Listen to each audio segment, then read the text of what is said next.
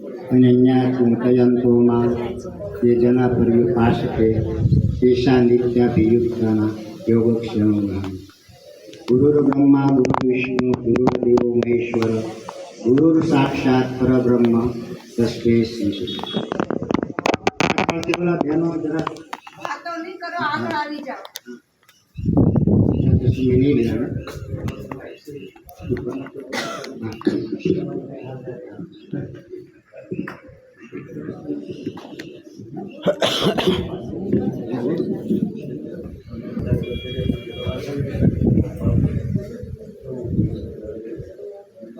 Ready ભાઈ સરસ આજ બહુ આનંદની વાત છે યુનુભાઈનું farm house Shri Ram farm house દર અઠવાડિયે લોકો અહીંયા અવતારેલા છે અને બધાને કાંઈ નવું જાણવા મળે, નવો ઉત્સાહ, નવી સ્ફૂર્તિ અને અંદરનું ચૈતન્ય જગાવવા માટે યુનુભાઈ બહુ સરસ પ્રયત્ન કરે છે। નવી ભોજન પ્રથામાં અમારા રાજાભાઈ બહુ સરસ મહેનત કરે છે। એટલે નવી ભોજન પ્રથા જે છે તે નવી નથી, ઋષિ પરંપરા જે આપણી ભારતીય સંસ્કૃતિ છે તે એટલે નવી ભોજન પ્રથા આવું નામ આપવું પડ્યું। એટલે 84 લાખ યોનિમાં ભગવાને અમને મનુષ્યનો અવતાર આપ્યો છે। નહમ પશુ નહમ પક્ષી હમ મનુષ્ય। તો ખરેખર આપણને એવું લાગે છે આપણે મનુષ્ય છીએ? મનુષ્ય કોને કહેવાય? બે પગે ચાલે એટલે એને મનુષ્ય કહેવાય? બે પગે તો કાગડો પણ ચાલે છે। એટલે સાચા અર્થમાં 84 લાખ યોનિમાં જ્યારે ભગવાને મને મનુષ્ય અવતાર આપ્યો હોય, મન બુદ્ધિ ચિત્ત અને અહંકાર આવું સરસ મજાનું બધું ભેટ અમને આપી અને મારું જીવન સુંદર, તંદુરસ્ત, મસ્ત અને આનંદમય 100 વર્ષ સુધી નિરોગી રહેવાય એવું સરસ મજાનું શરીર આપ્યું છે। આજમાં આપણે જોઈએ તો હમણાં જે વાત કરી પ્રમાણે કોઈનું ઘર બાકી નથી દવા વગરનું। એક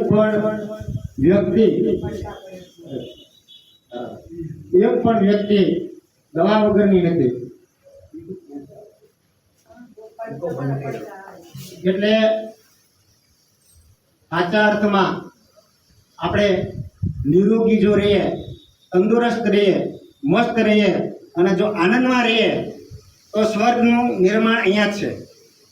આપણે મર્યા પછી કહીએ છીએ કે ભાઈ સ્વર્ગવાસ, પણ હમણાં છેલ્લે મારા પપ્પાને જ્યારે ખુરશી ઉપરથી પડી ગયા અને એમાં ગોળો ફિટ કરવો પડ્યો અને ગોળો સેટિંગ ન થયો, 3 મહિના અમે હેરાન થયા અને મારા પપ્પાને છેલ્લે જ્યારે ઓપરેશન બીજી વાર કરવાનું થયું ત્યારે એને ઓલું શું કહેવાય સૂંઘાડવાનું, ક્લોરોફોર્મ એ સૂંઘાડ્યું અને દાદા 2 કલાકમાં વહી ગયા। એટલે દાદા અમારા જે 93 વર્ષની ઉંમરે બાય બાય આવજો ટાટા કરીને ગયા છે। આજે આવવા માટે બાળકનો જન્મ થાય તો દવાખાનામાં અને જાય તો વેન્ટિલેશન, દવાખાનાની રજા લઈ પછી આવવાનું જવાનું આવું આપણું થઈ ગયું છે। ત્યારે નવી ભોજન પ્રથા જે છે તો એમાં શું કરવાનું છે આપણે? તો નવી ભોજન પ્રથામાં આપણું શરીર શુદ્ધ કરવાનું છે। એટલે એના માટે સવારે ઉઠ્યા પછી રાતનું જે ખાધેલું છે એ પાચન થાય, 8-8 કલાકના 3 ભાગ પાચન થયા પછી એમાંથી પાચન રસ બને અને પાચન રસ બન્યા પછી શરીર એકદમ સ્ફૂર્તિમાં આવે। એટલે 8 તેરી 24 એટલે 8-8 કલાકના 3 ભાગ કર્યા। એટલે 12 વાગ્યા સુધી ઉઠ્યા પછી 12 વાગ્યા સુધી કાંઈ ન લેવું।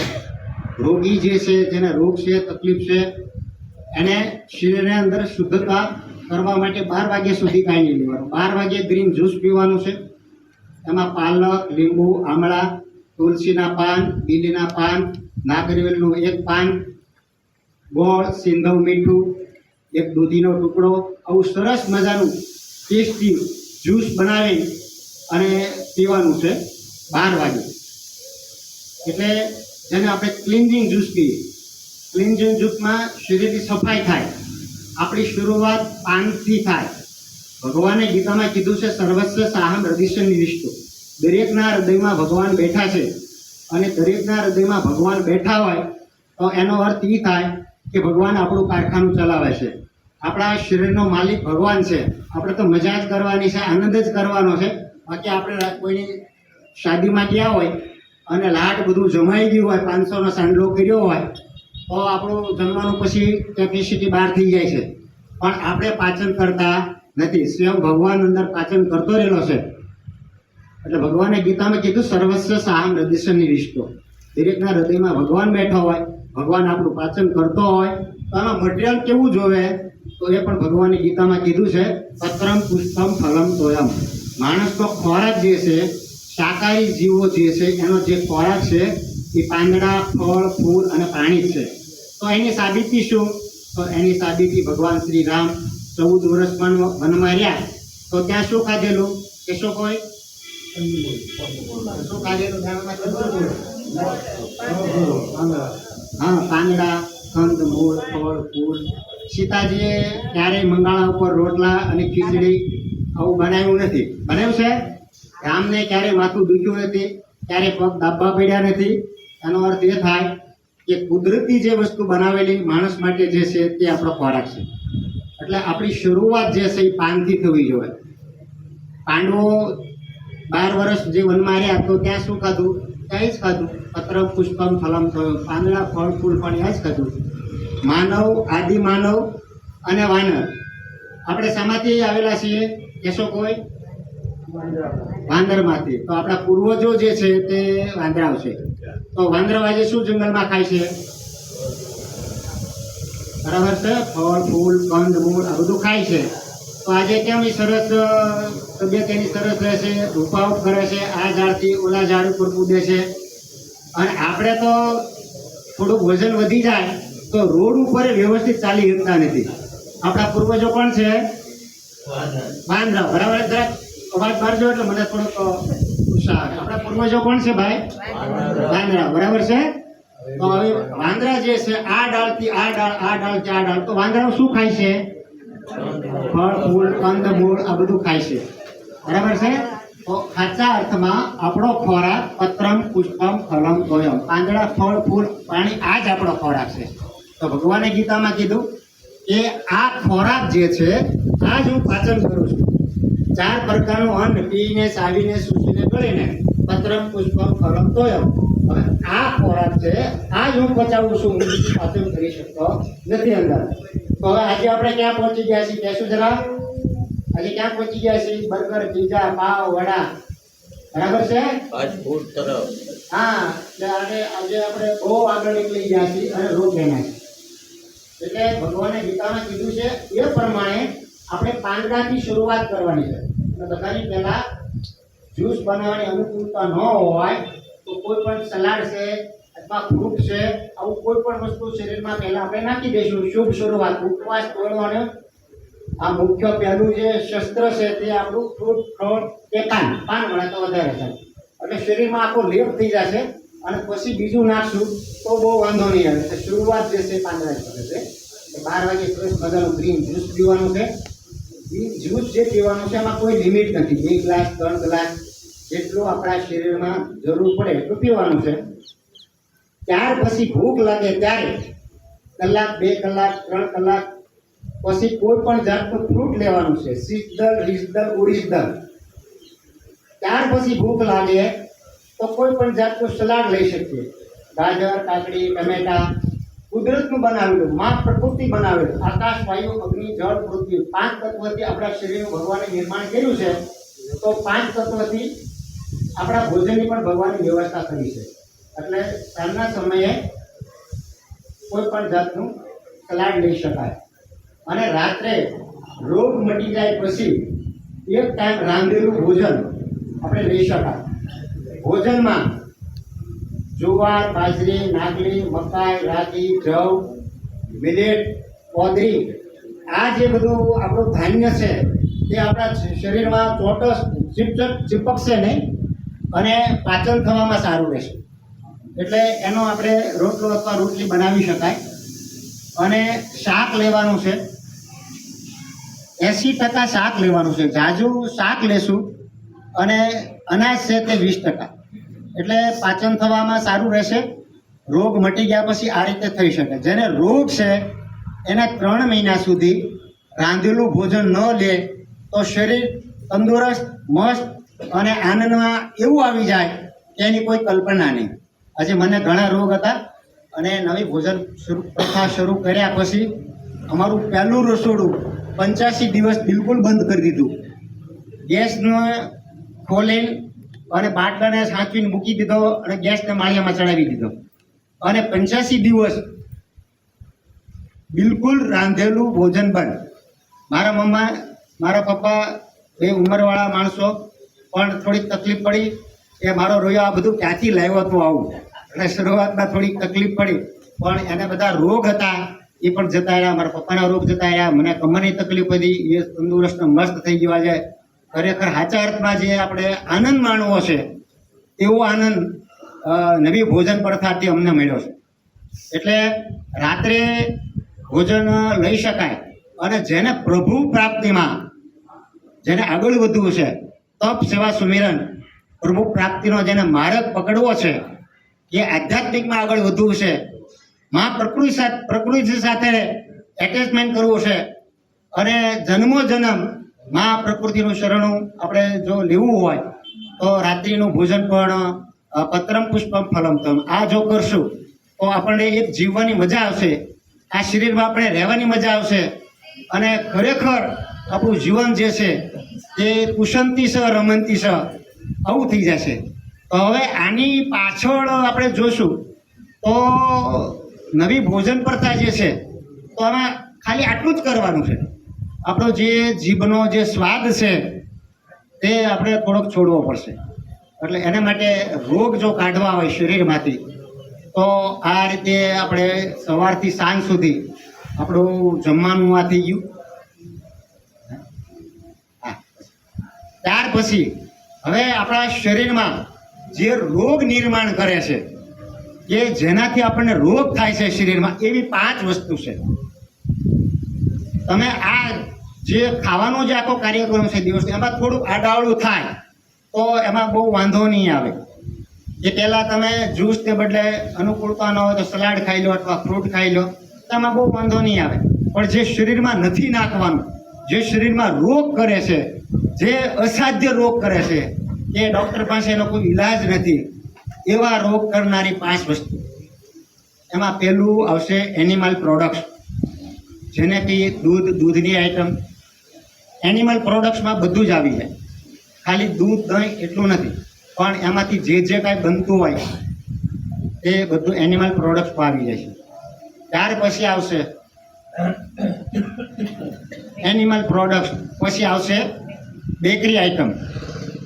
બેકરી આઈટમમાં બર્ગર, પીઝા, પાઉં, વડા, પાર્લે, નાનકટા, જે આવતું હોય કે XYZ મેંદાની વસ્તુમાં. ત્યાર પછી આવશે ખાંડ. ખાંડ જે છે તે આપણા ગઢાઓ કહેતા કે આપણા હાડકાં ગાળી નાખે, બરાબર છે ને? આપણે ગઢાઓ કહેતા કે ખાંડ ખાવાથી, સાકર ખાવાથી આપણા હાડકાં જે છે એ બધા ખરાબ થઈ જાય છે અથવા ગળાઈ જાય છે. તો આપણા જે વડીલો બધા હતા તે બધા ચા અને આપણું જે ભોજન હતું એમાં ગોળનો ઉપયોગ કરતા હતા.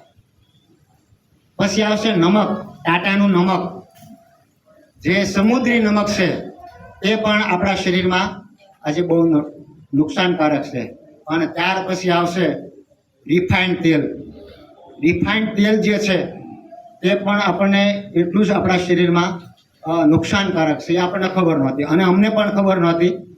અને બધાની સાથે અમે આ બધું કરતા હતા. કમરની તકલીફ એ બધી બહુ હતી, શારીરિક તકલીફ, માનસિક તકલીફ, બધી તકલીફો માત્ર આખી દુનિયાની હોય એવું અમને લાગતું હતું. 86 કિલોએ વજન પહોંચી ગયું હતું, કમરની તકલીફ ભયંકર હતી. અને ત્યારે બીજા કોઈને તો ન કહેવાય, કોઈ ગાડી કાંઈ ભટકાડી ગયું હોય તો આપણે એને પકડીએ અથવા તો કાંઈ કેસ કરીએ અથવા તો 2-5 જણા લઈને એને ખાટું વાળવા જાય એવું બધું કરીએ. પણ હવે કમરની તકલીફ જે છે એ અંદરથી જ નીકળી. અને ત્યારે ખ્યાલ આવ્યો કે ખરેખર આપણો જે ખોરાક છે તેનાથી જ આ બધા રોગ થયા છે. એટલે નહીં ખાવાની જે 5 વસ્તુ છે એની અંદર આપણે 5 વસ્તુ જોઈ. હવે એની સામે આપણે જે દૂધની વસ્તુ છે તો એને ઓપ્શનમાં આપણે શું લેવાનું છે? તો દૂધની સામે આપણે નાળિયેરનું દૂધ લઈ શકાય. નાળિયેરના ટુકડા કરીને મિક્સરમાં નાખી અને એને બરોબર દબાવી અને એમાંથી જ્યુસ કાઢી લેવાય. પછી એ કૂચો છે પાછો નાખવાનો છે, એમાં થોડું પાણી નાખવાનું છે.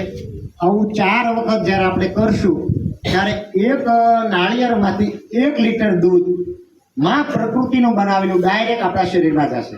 આનાથી કોઈ જાતનું નુકસાન નહીં થાય. અને આ દૂધ જે છે એમાં સહેજ એલચી અને સહેજ ગોળ અને એક સહેજ મીઠાની કાકડી આવું જો આપણે સહેજ નાખશું તો કોઈને મહેમાનને જો આપણે પાછું તો ખ્યાલ નહીં આવે કે ખરેખર સાચા અર્થમાં ગાય ભેંસનું દૂધ છે કે નાળિયેરનું દૂધ છે. હવે દૂધ જે છે એની અંદર આપણે ફ્રૂટના ટુકડા જો નાખશું તો ફ્રૂટ સલાડ થઈ જશે. આ દૂધની અંદર સિંધવ મીઠું અને લીંબુ નાખશું તો છાશ બની જશે. એટલે ઓપ્શન આપણી પાસે ઘણા છે. ત્યાર પછી આવશે બેકરીની વસ્તુ. બેકરીની વસ્તુ જો આપણે ત્યારે ખાતા હોય, ઘણા લોકો ખાતા નથી, ઘણાના ઘરમાં બેકરીની વસ્તુ આવતી નથી અને એમાં બધું શું નાખે આપણને ખબર છે. વડીલો તો ખાસ બંધ કર્યું છે, પણ જે હવે નાનો મોહ છે એને આ બધી કેક ને એને બધે આપણે રવાડે ચડી ગયા છે, પણ ખરેખર આપણા શરીરમાં બહુ નુકસાનકારક છે. એટલે એની જગ્યાએ આપણે શાકનો રોટલો લેવાનો છે. ત્યાર પછી આવશે ખાંડ. ખાંડની જગ્યાએ આપણે ગોળ લેવાનો છે. અને ત્યાર પછી રિફાઇન્ડ તેલ. રિફાઇન્ડ તેલની જગ્યાએ આપણે દેશી ઘાણીનું તેલ. આવું જો આપણા શરીરમાં આપણે નાખશું તો આપણા શરીરમાં જે અસાધ્ય રોગ છે તે નહીં આવે. એટલે એના માટે આપણે સજાગ રહેવું પડશે. એટલે હમણાં આપણે શરૂઆતમાં જે શ્લોકમાં વર્ણન કર્યું છે, અનન્યા ચિંતયંતોમાં એ જના કર્યું પાસ તે ઈશા નિત્યાભિયુક્તાના યોગક્ષેમમ યામઃ. અનન્યા ભાવથી જો કરશો તો ભગવાન બધાની સાથે છે. સર્વસ્વ સાહમ હૃદયની દરેક હૃદયમાં ભગવાન બેઠો છે. ભગવાનને તકલીફ ન પડે એ ભાવથી આપણે કરવાનું છે. એટલે તપ, સેવા, સુમિરન જે છે એક વ્રત છે, એક આધ્યાત્મિક છે અને એક પ્રભુ પ્રાપ્તિનો માર્ગ છે. એટલે ખાલી શરીર સારું કરવા માટે નવી ભોજન પ્રથા એટલું સીમિત નથી, ત્યાં પૂરું નથી થઈ જતું. શરૂઆતમાં અમને એવું લાગતું હતું કે આપણે આ 2 મહિના 3 મહિના કરીને અને પછી પાછા એને ગાડી ચડી જશું ખાવામાં પીવામાં, એવું અમે એક નક્કી કરીને બેઠેલા શરૂઆતમાં. પણ નવી ભોજન પ્રથા શરૂ કર્યા પછી આજે અમારા ઘરમાં આજે 8 સાડા 8 વર્ષ થઈ ગયા, એક પણ દૂધનું ટીપું આવ્યું નથી. આજે સુરતની અંદર અમારી પહેલી શિબિરમાં જ્યાં ગયેલો ત્યાં 3જે દિવસે બીવી ચૌહાણ સાહેબ અમરેલી એનો વિષય હાલતો હતો અને 3જે દિવસે દૂધનો વિષય આવ્યો. અને બપોરે પૂરો થયો એટલે બપોરે મારી મિસિસને ફોન કર્યો કે સવારનું દૂધ જે છે એ આપણે ઘરે આવી ગયું છે, એટલે હવે રાતનું દૂધ આપણે ઘરે ન આવવું જોઈએ. અરે આજે 8 સાડા 8 વર્ષ થઈ ગયા છે, અમારા ઘરમાં એક પણ દૂધનું ટીપું અમારા માટે લાવ્યા નથી. અને આજે અમે એક પણ દૂધનું ટીપું અમારી જીભ ઉપર દૂધ, ઘી, દહીં જે એન્યુઅલ પ્રોડક્ટમાં જે કંઈ આવતું હોય તે અમે મૂકવું નથી અમારી જીભ ઉપર. એટલે શું કામ? એક તો આપણા શરીરની માથે રોગ ઊભા કરે છે. બીજા નંબરમાં એ ગાયનું દૂધ છે, ભેંસનું દૂધ છે, તે એના બચ્ચા માટે નિર્માણ ભગવાને કર્યું છે. અહિંસા પરમો ધર્મ. આ બહુ ઊંચી વાત છે, બહુ મોટી વાત છે, બહુ અંદર લીટી કરવા જેવી વાત છે કે આ દુનિયા છોડીને આપણે ભગવાન પાસે જઈશું તો આપણે સાથે શું લઈ જવાનું છે? ધનાની ભૂમે પુષ્પાષ્ટ ગોષ્ઠે ભાર્યાગ્રહ દ્વારે જન સંસાને દેહ સીતાયમ પરલોક માર્ગે કર્મનો ગોગત ચિત્તી જીવ. આ જીવ સાથે શું લઈ જવાનો છે? ત્યારે આપણે સાથે શું લઈ જવાનું છે? સત્કાર્ય લઈ જવાનું છે. મનુષ્ય અવતાર શેના માટે મળ્યો છે? આપણને સત્કાર્ય કરવા મળ્યો છે. તો અહિંસા પરમો ધર્મ. એના ગાયના બચડાની ગાયની જે આપણને હાય લાગે છે એ પણ આપણે રોગ મટવા દેતા નથી. આપણને ઘણીવાર એમ છે કે દૂધ જે છે એ સંપૂર્ણ આહાર છે, દહીં જે છે, મિશ્રી જે છે તે તો કૃષ્ણ ભગવાને ખાધું. એના વિશે બહુ લાંબો છે દૂધનો, ફરી પાછા મળશો એટલે એમાં કરશું. પણ આજે અમારો જે સંકલ્પ છે, અમે જે કરીએ છીએ એ આજે તમને અમે જણાવી રહ્યા છીએ. સામાન્ય રીતે કોઈ યુવાન પિક્ચર જોવા ગયો હોય અને સરસ મજાનું ગદ્દર પિક્ચર લાગ્યું હોય અને એનામાં મજા આવી ગઈ હોય, આનંદ આવી ગયો હોય, 2 વાર 3 વાર જોઈ આવ્યો હોય, પછી શું કરે, એના મિત્રો, ભાઈબંધો, દોસ્તોને બધાને કહી આવે કે ભાઈ ગદ્દર પિક્ચર લાગ્યું છો, ફાઇટિંગ વાળું છે, મસ્ત છે, મજા આવશે, તમે જોઈ આવો, પૈસા ન હોય તો હું આવું. એટલે આ અમને બહુ સારું લાગ્યું અને સારું લાગ્યા પછી અમને મારું લાગ્યું અને મારું લાગ્યા પછી અમને એમ થયું કે ખરેખર સાચા અર્થમાં આ ભક્તિ છે. અને સર્વસ્વ સામ હૃદય નિવિષ્ટો, દરેકના હૃદયની અંદર જો પ્રભુ બેઠો હોય તો મંદિરે મંદિરે ખૂબ હાથ જોડ્યા, જોડેલા હાથ હવે છોડીને દોડીને પ્રભુતાના કામે લાગવાનું. એટલે સાચા અર્થમાં આજે અમે દરેકના હૃદયની અંદર ભગવાન બેઠા છે અને એની અમે આજ સેવા કરી રહ્યા છીએ, એવા ભાવથી અમે આજે કામ કરીએ છીએ. એટલે અમે કોઈ જાતનો ચાર્જ લેતા નથી, અમારી કોઈ ફી નથી. આજે લગભગ 10 લાખ લોકો સુધી અમારો આ વિચાર અમે પહોંચાડવાનો પ્રયત્ન કર્યો છે. એટલું જ નહીં, મારી પોતાની યુટ્યુબ ચેનલ છે ભગવાનભાઈ NDS, એટલું તમે નાખશો એટલે આવશે. અને મારું કાર્ડ છે, એની અંદર જનરલ ચેનલ પણ છે, એમાં અભ્યાસ કરજો અને નિરોગી, તંદુરસ્ત, મસ્ત અને આનંદમય સાચા અર્થમાં જે જીવન જીવવું હોય તો ખરેખર મા પ્રકૃતિના ગોદમાં જશું. મા પ્રકૃતિની સિસ્ટમ આપણે જો અપનાવશું તો ખરેખર મા જે છે તે ખરેખર મા કહેવાય. આપણે કહીએ મા તે મા, બીજા વગડાના વા. એટલે મા પ્રકૃતિ ખરેખર આપણું બધું સંભાળશે. એટલું જ નહીં, પણ આવતો જન્મ જે છે તે પણ મા પ્રકૃતિના હાથમાં છે. કોના હાથમાં છે? આપણું શરીર કેટલા તત્વથી બન્યું છે એ શું કોઈ કોણ કહેશે? 5 તત્વ, બરાબર છે? આકાશ, વાયુ, અગ્નિ, જળ, પૃથ્વી. તો વિલીન થયા પછી ક્યાં જવાનું છે? આપણું શરીર જીર્ણ થયા પછી ક્યાં જવાનું છે? 5 તત્વમાં, બરાબર છે? એટલે પુનરપી જનનમ પૂર્ણપી મરણમ. એટલે આ જન્મ મળ્યો એટલે પૂરું નથી થઈ જવાનું, આવતો જન્મ પાછો બીજો તૈયાર જ છે. એટલે મારી સાથે મારું સત્કાર્ય કરીને 84 લાખ યોનીમાં આપણે એવું કહીએ ને, વીજળીના ચમકારે પાનબાઈ મોતીડા પરોવે, અચાનક અંધારા થશે રે. 84 લાખ યોની તમે જરા ટોટલ મારો તો એક વીજળીના ચમકારા જેવું આ માનવીય જીવન છે. એમાં તો અડધું ઊંઘમાં જાય, અડધું વ્યવહારમાં જાય, અડધું સંસારમાં, વ્યવહારમાં, માંદગીમાં. તો વાહ તો ખરેખર એવું લાગે કે કાંઈ રહેતું નથી. અને એમાંય બપોર સુધી તો ઠીક છે, પણ બપોર પછી જ્યારે શરીર આપણું જ્યારે બગડે ત્યારે જ આપણને એમ થાય કે સારું આ તો બધું સારું ફેલ ગયું, 84નો ફેરો ફેલ ગયો એવું આપણને લાગે. એટલે સાચા અર્થમાં એક જીવવાની મજા છે. આજે અમે આ સિસ્ટમ કરીએ છીએ તો એનાથી અમને આનંદ છે. અને આજે કોઈ પણ જગ્યાએ જાય તો અમારું ભાઈ કીધું પછી બંધ ન થાય, એટલે સતત અમારું ચાલુ હોય છે. હા, એટલે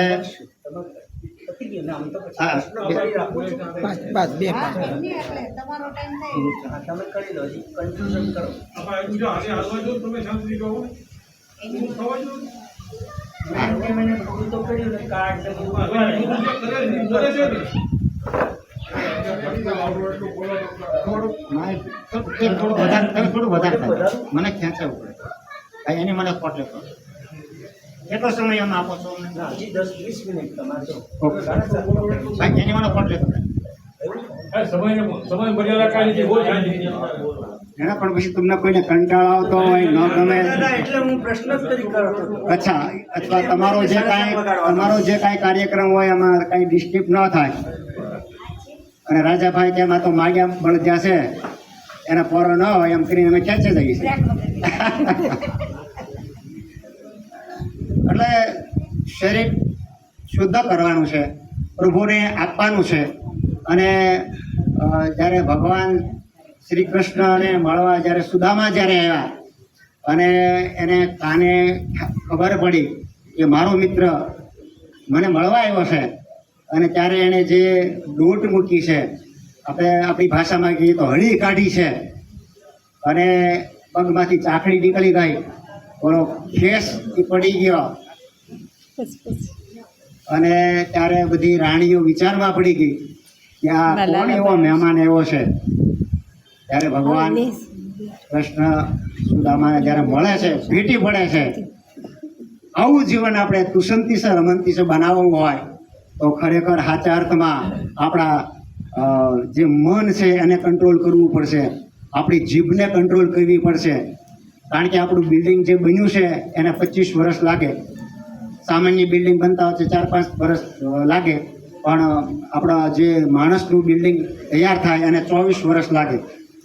22 વર્ષ 24 વર્ષ પછી વધારાનું જે આપણે ભોજન નાખીએ છીએ એ ન નાખીએ અને એક સાધના તરીકે જો આપણે કરશું. સાધના કોને કહેવાય? તપ, સેવા, સુમેર. બહુ લાંબા લાંબા બધા વિષયો છે, પણ શોર્ટમાં લઈશું.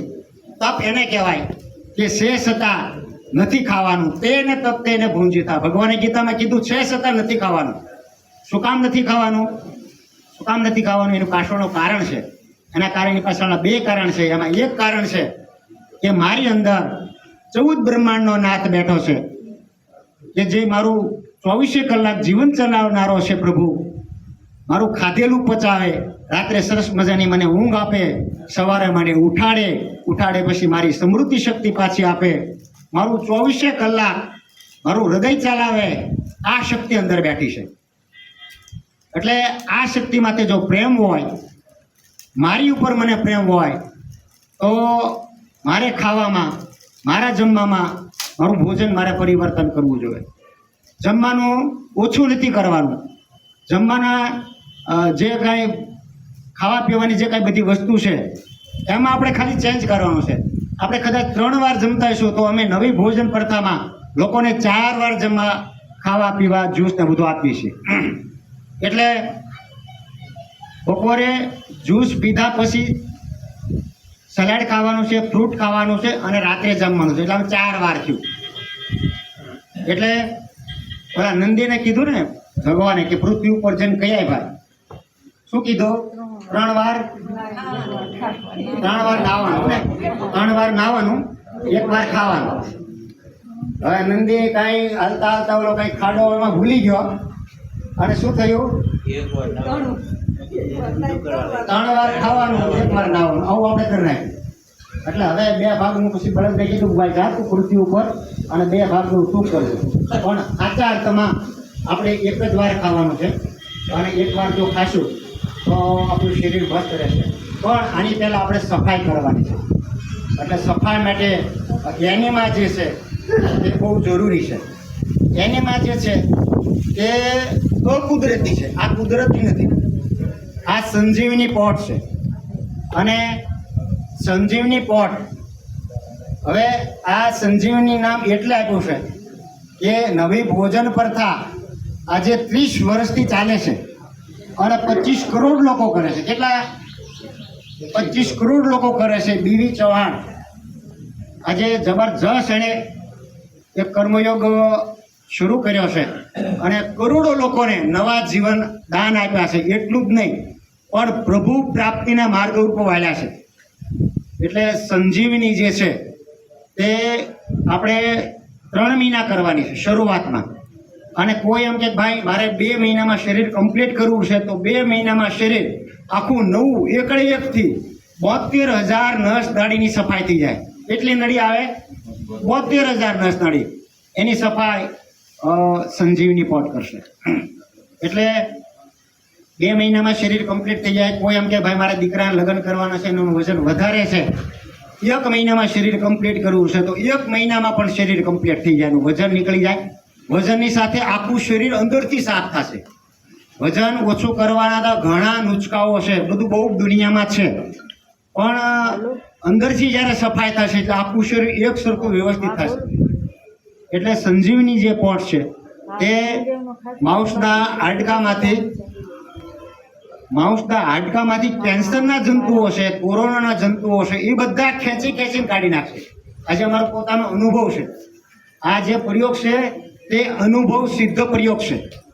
હવામાં મારતા નથી અમે, કારણ કે આજે અમે સાધના કરીએ છીએ અને આજે અમે સતત આમાં લાગ્યા રહે છીએ. વાપીની બાજુ મોટું કારખાનું હતું અને આખો શોરૂમ હતો. મંદિર પોતે બનાવતો 35-40 હજારના. આજે આખું કારખાનું બંધ કરી દીધું અને સુરતની અંદર એક પ્રભુ પ્રાપ્તિના માર્ગ ઉપર અમે બંને જણા ચાલવા માટેનો પ્રયત્ન કરીએ છીએ. એટલે નષ્ટ મોહ સ્મૃતિ લગતા આવું કરીશે વચનમ તવ. એટલે એક સાચા અર્થમાં અમને એવું લાગ્યું કે ખરેખર સાચા અર્થમાં આ પ્રભુ કાર્ય ગણાય. એટલે જે એનીમાં છે આમાં સાદું પાણી ભરવાનું છે અને નળનું પાણી જે આવે સાદું પાણીમાં ભરવાનું છે. ગાળીને ભરશું તો વધારે સારું. હવે આ પાણી ભરાઈ જાય એટલે અહીં નીચે વાલ આવશે અને ખોલી નાખવાનો છે. 4 ફૂટ લીટરમાં ઊંચે લગાડી દેવાનું છે. વાલ ખોલ્યા પછી આમાં પાણી એર નીકળશે, પછી પાણી આવવાનું ચાલુ થઈ જશે.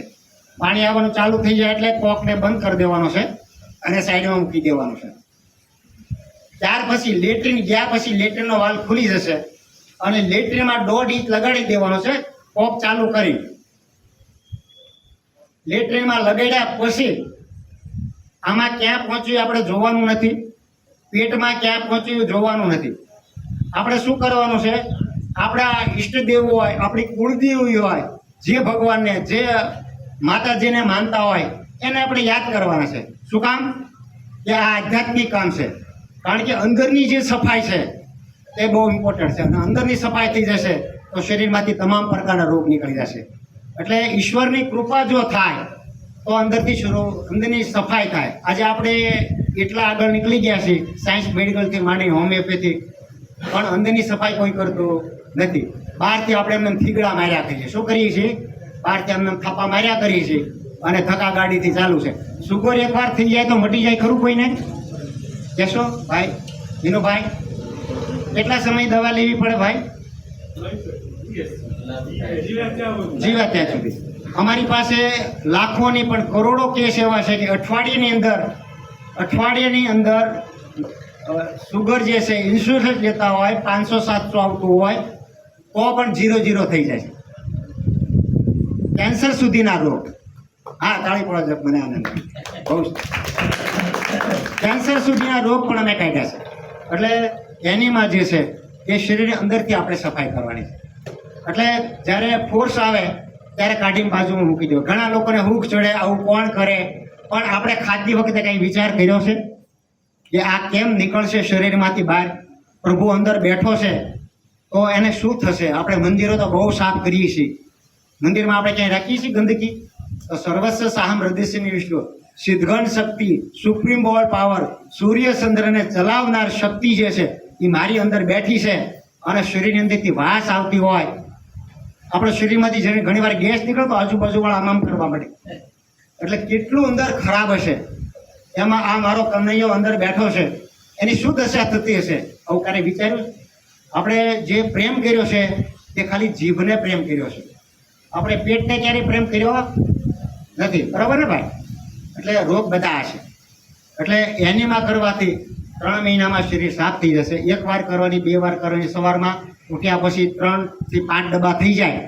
વધારે જેને રિઝલ્ટ જોઈતું છે. અને બપોરે જ્યુસ પીધા પહેલાં ખાલી પેટે કચરો કાઢવાનો છે. જે દિવાલોમાં ચોંટી ગયો છે તે આપણે કાઢવાનો છે. બપોરે પણ 2 થી 3 ડબ્બા કરી શકો.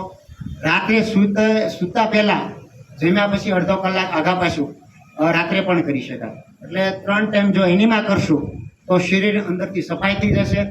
એટલે સવારમાં ઉઠ્યા પછી ઉપવાસ કરવાનો છે, એનીમાં લેવાની છે, રસ આહાર કરવાનો છે. બરાબર છે? આમાં કોઈને અઘરું લાગે છે વિનુભાઈ? સીધું લાગે છે? અચ્છા, પણ હવે જે આપણે કરવાનું છે એક વ્રતથી કરવાનું છે. અને વ્રતથી જો કરશું, પ્રભુ અંદર બેઠોથી એ ભાવથી આપણે જો કરશું તો આપણને રિઝલ્ટ મળશે. અને રિઝલ્ટ મળશે તો આપણું શરીર છે ને એ તંદુરસ્ત થશે, પણ એની હારે આપણો અંતરાત્મા તંદુરસ્ત થશે. અને અંતરાત્મા તંદુરસ્ત થયા પછી આપણને ખરેખર હાચરમાં એમ થાય કે આ ઘરમાં આપણે રહેવાની મજા આવે છે. એટલે આપણે જે કરવાનું છે તે એક વ્રત તરીકે કરવાનું છે. અને એમાં એક શોર્ટમાં તમને એક બીજો દાખલો આપી દો કે કોઈ એક બેન હોય અને એ એક નાની છોકરી એના ઘરમાં હોય અને છોકરી નાનપણથી કોઈ એક લીંબુ ઘરમાં શરબત માટે લાવેલી બેન, અને એ જરાક ચાખી ગઈ એટલે એને મજા આવી ગઈ ત્યાર વાર તો લીંબુ મજા આવે એવું છે. એટલે પછી શું કરે, એના મમ્મી કે પપ્પા કોઈ લીંબુ લાવે એટલે એ ટુકડા કરીને ખીચામાં નાખી દે, અને ખીચામાં નાખ્યા પછી જ્યારે મન થાય ત્યારે ખાય. પછી ધીરે ધીરે સ્કૂલે જાય, સ્કૂલે ગયા પછી ઓલા ફડાકના ખીચામાં નાખતી જાય, અને જ્યારે મજા આવે ત્યારે ખાય. એક વ્યસન જેવું થઈ ગયું. પછી ધીરે ધીરે દીકરી મોટી થાય છે, પછી વ્યવસાય થયું, પછી એના લગ્ન થયા, અને સાસરે ગઈ. સાસરે ગયા પછી અમુક સમય એને બાળક આવ્યું. બાળક આવ્યા પછી બાળક સાજુ ન રહે, વારે વારે દવાખાને લઈ જવું પડે. ડૉક્ટર કે બેન તમે શું ખાવ છો? કે શું ખાઈએ, ઘરમાં શાક રોટલું જે જઠર બધું જ ખાઈ, કાંઈ અલગ નથી ખાતા. એટલે 2 વાર 3 વાર 4 વાર લઈ ગયા. ડૉક્ટર બધી બહુ તપાસ કરી, શું કરવું શું ખાતું અને પણ કાંઈ હાથમાં આવતું નથી. એટલે બેનને સ્પેશિયલ પૂછું, બેન તમે સવારે ઉઠો અને રાત્રે તમે સુવો ત્યાં સુધીમાં શું ખાવ છો? ત્યારે કે શાક રોટલો. એ કે પ્લસ કોઈ વસ્તુ તમે ખાતા હોય, ઘણા લોકો પાનમાં હોય, એ કે હા એને યાદ આવ્યું કે પ્લસમાં હું લીંબુ ખાઉં. એટલે ડૉક્ટરે તરત એને કીધું કે બેન તમે જો લીંબુ ખાવ છો એની ખટાશ તમારા બાળકની અંદર આવે છે. હવે આ બેન લીંબુ ખાય કે ન ખાય? જવાબ આપો જી બધા બહેનોમાંથી. ખાય છે બાબા? આ બેન લીંબુ ખાય કે ન ખાય? કેશો ભાઈ એનું ભાઈ શું ભાઈ નહીં ખાય ને? શું કામ નહીં ખાય? એના બાળક માટે. એટલે એના બાળક માટે જો લીંબુ ન ખાય તો મારા શરીર માટે મારે કચરો નાખવો જોઈએ નહીં. મારી અંદર ભગવાન બેઠો છે તો પણ મારે કચરો નાખવો જોઈએ નહીં. હા, હવે જસુભાઈ જે છે એ એનો 2 મિનિટનો આવો જસુભાઈ, આવો જસુભાઈ.